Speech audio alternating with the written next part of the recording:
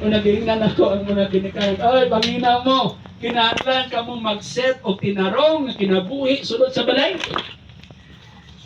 Kay para ang inyong mga anak, musunod ninyo. Nya kung magkinabuhi kag balaan, dili ata magkinabuhi balaan sa simbahan.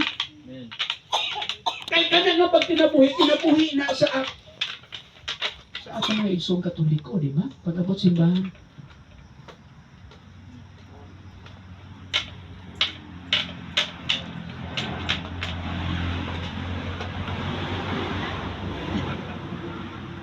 Ang Ginoo naa kaninyo, ano ba ta? Naa sa imo, ug maghilom ang tanan. Walaan ka, ano?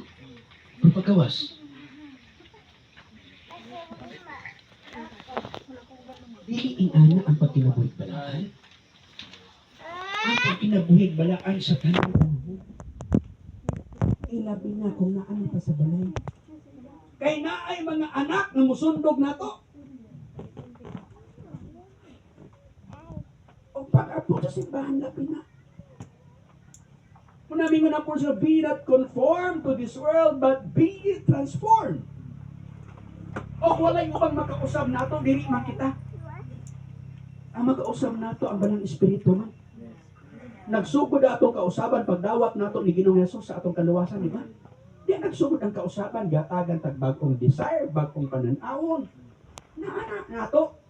Pero ingani lang, pag abos temptasyon, may give-in man ta. Kaya nakainom man ta. Hawat man kain tuba, no? Lamig man di ay. Grabe na katong gikuter, pag-kuter. Oh. Nung gibiyaan man ako ni sa una, dako nang akong gasto. Balikan ako. Oh, kanya labi na kung lumugod ka sa barkada, yan sumug-sumug kung pagod ka nga, sa magkawin, marapastor naman ka.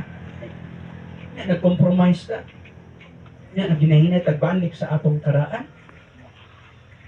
Manang wak pa kinabuhi balaan. O wak nagpadayon ang kausapan sa atong kinabuhi. Pero kung tugutan ng ninyo ang banang espiritu sa inyong kinabuhi, paminawan ninyo. So, tiyan ka mo, usbunod ang inyong kinabuhi. Nga naman, 2 Corinthians 3, verse number 18. Bangay mo. 2 Corinthians chapter 3, verse number 18. Sagingan sa pulong signa. Atong basaw, 2 Corinthians 3, verse number 18. O, naano mo niya? 2 Corinthians 3, then in verse number 18, last verse. Yun ang pulong signa. But we all, with open face, beholding as in a glass, the glory of the Lord, are changed into this